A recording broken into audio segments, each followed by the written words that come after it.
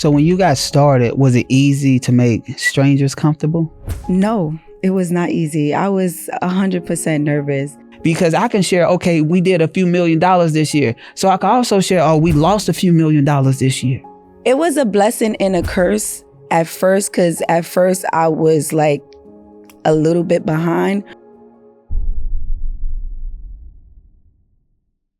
Hey, how you guys doing? I want to welcome you to the Content Aesthetic Show, where we take different med spa owners, different aesthetic professionals, and allow them to share their stories so they can help you keep thriving and impacting your community.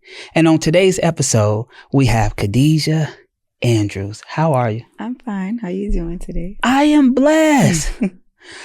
So tell me, how do you make a difference in your community? Well, first of all, my business name is Top Wax Studios. So I make a difference in my community by building relationships with my clients. Relationships, they trust me. My clients trust me. With the service that I do, you know, people have to come in and they get completely naked. So that right there sometimes can be a little embarrassing to them sometimes.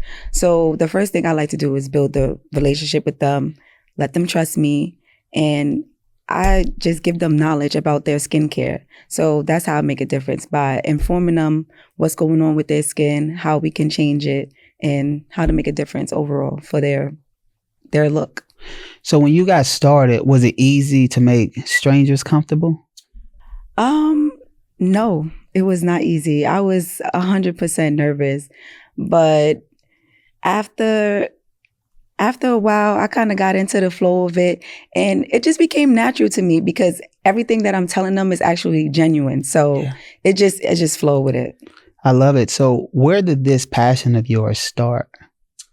So actually, I went to cosmetology school. So I have a cosmetology license. I initially wanted to study here.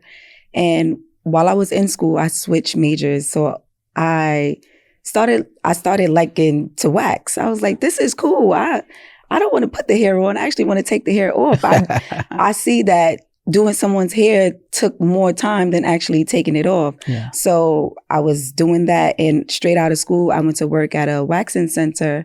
And I'm not going to lie to you, I had no desire, no passion to want to work for myself.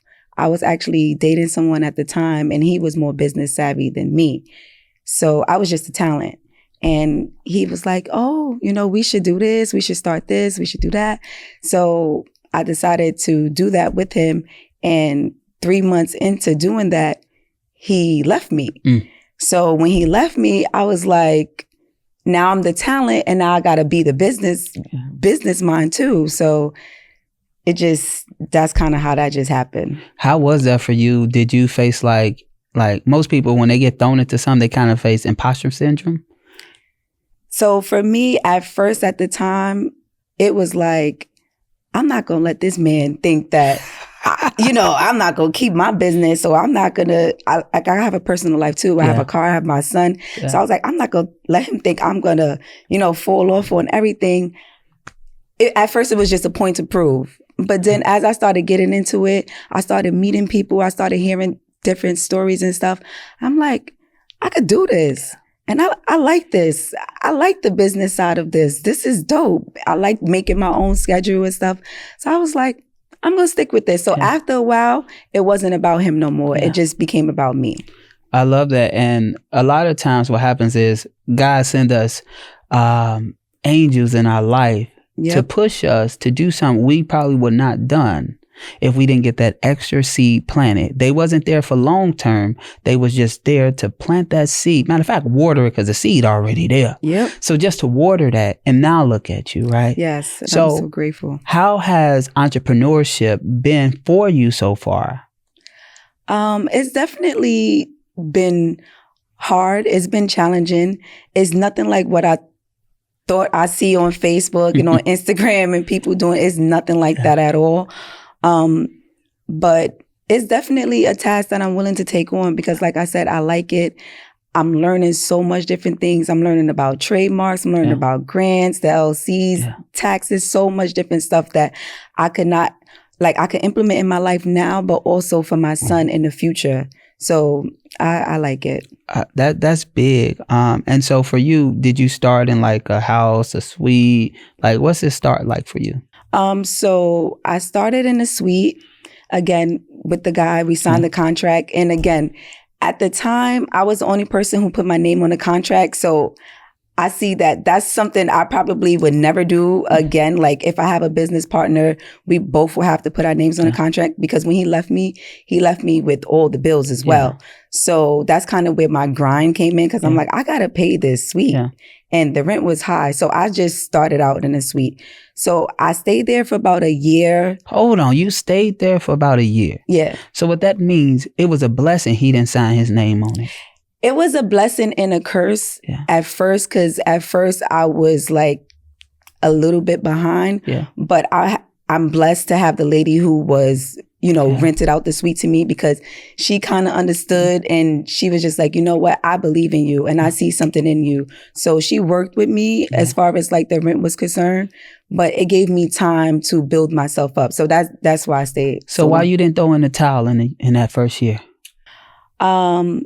At first, I didn't throw in the towel, honestly, because I was so worried about what everybody else was going to say on like Instagram, on Facebook and stuff. Like when I first got the suite, I'm posting it. I'm like, yeah, grand opening and everything. And then 3 months in, what I'm going to do? Just close. And then I just didn't want to have the public, think I was a failure.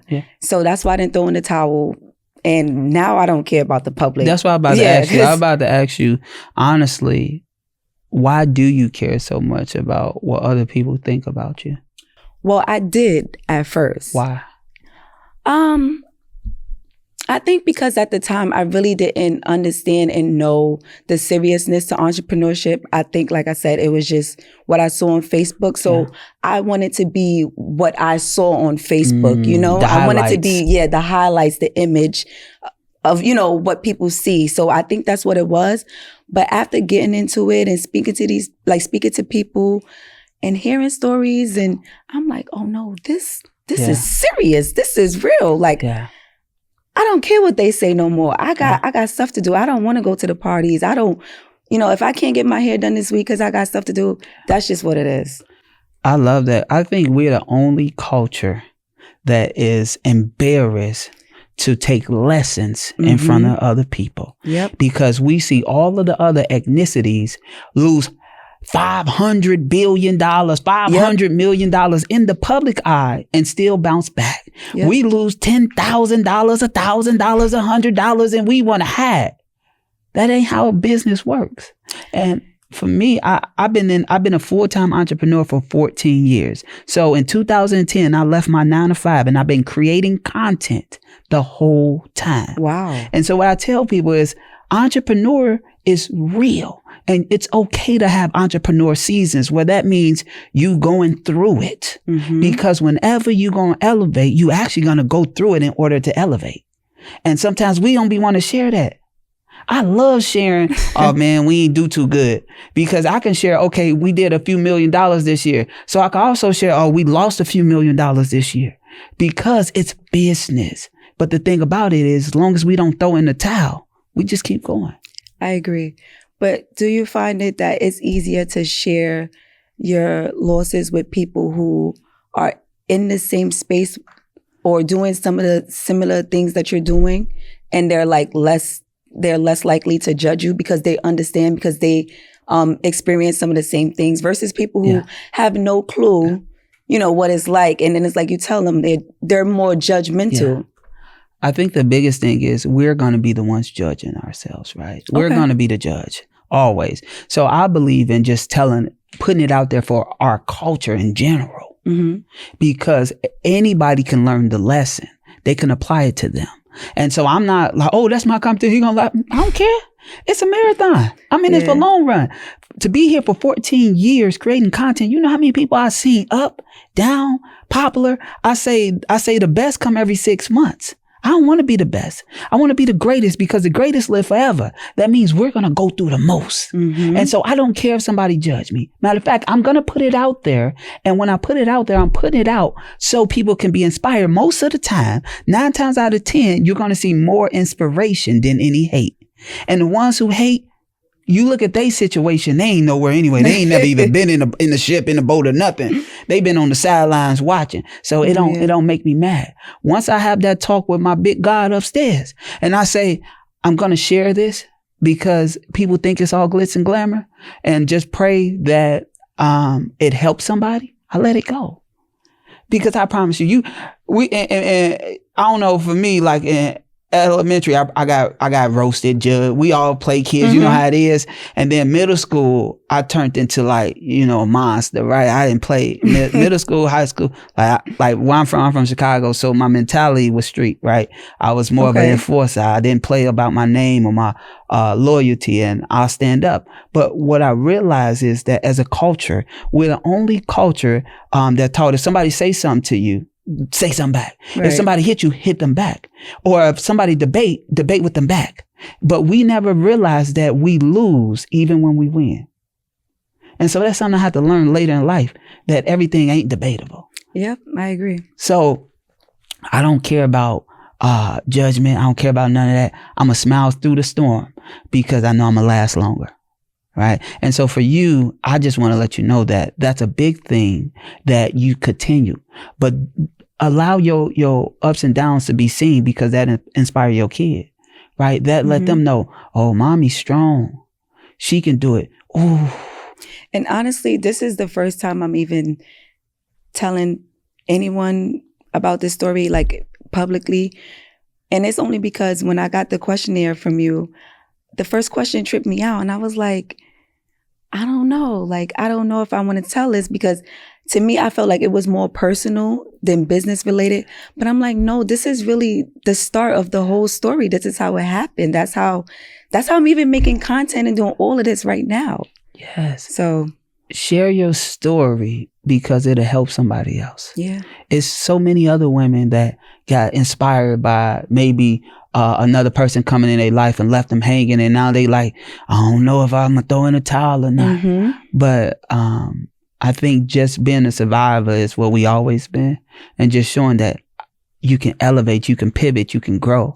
And it's like, if we look at anything in life, if we water it, if we nurture it, it grows. If we give it the nourishment, it grows. But if we don't, or if we stop, it dies. Yeah. So that's us. It's growing. We're going to forever learn.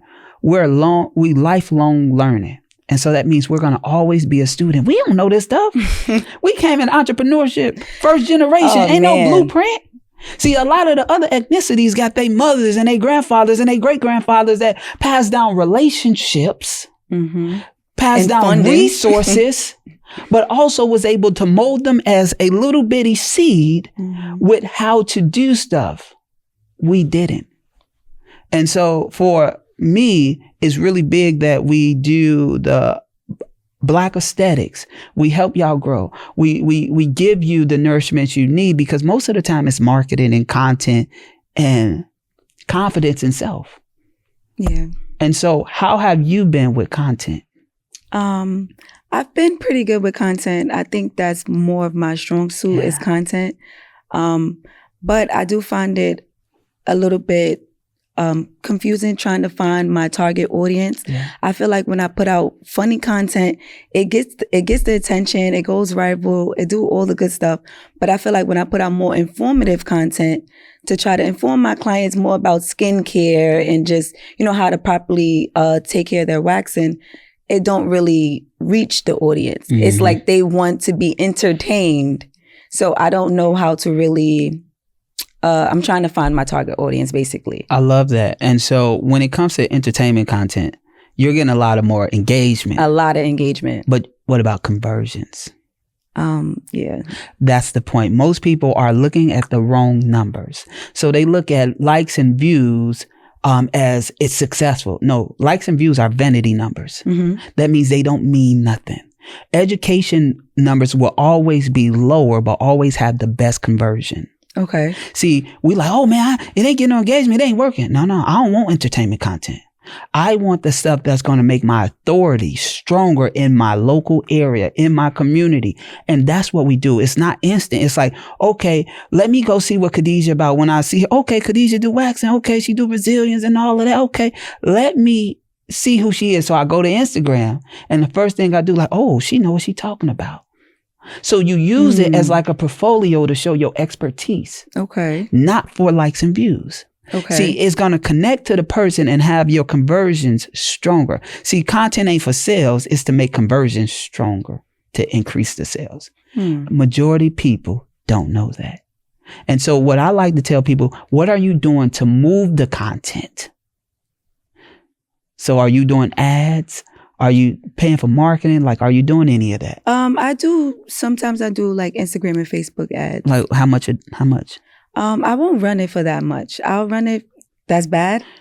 What's not that much? Let me because the most I'll do is like maybe $30 for the ad. For how long? A couple of days. Oh, so you probably a couple of days, like 2 days or 3 days or 4 days? Maybe like 4 days. So I'll split it up. Maybe like $10 a day or something like that. That's bad? Yes, oh my God. That is terrible. And I'm going to tell you why. Well, the reason why I did that is because I don't really know how me running the ads is really working for me. Because you shouldn't be running the ads. It ain't your specialty. Okay. Your specialty should be doing the waxing and making sure they clean and all of that. And they purring and all of that stuff, right? And the reason why I say that is because you're going to always do it the lowest form, because you're there as a business owner, like, let me save. But when it comes to the aesthetic professionals, you got to think you are competing against everybody else in your area that's doing what you're doing. Mm-hmm. And so if you're spending $10 a day, barely about $7 a day, right? Then you can't bid, because it might cost you, let's say it costs you $18 to get a lead. Okay. So if it costs you $18 to get a lead, and out of your leads, you might need, let's say 50 of them to actually find 2 to 3 that's qualified, your number's off. Yeah, way off. Right. And so that is why I tell people, you got to spend money and you can't be scared. And so it's like most people, minimum we recommend is $30 a day, and you got to run them for at least 30 days. So that's about $900 a month minimum. Okay. Just for a little visibility. And if you want conversions, because it's a numbers game, then you need to double that.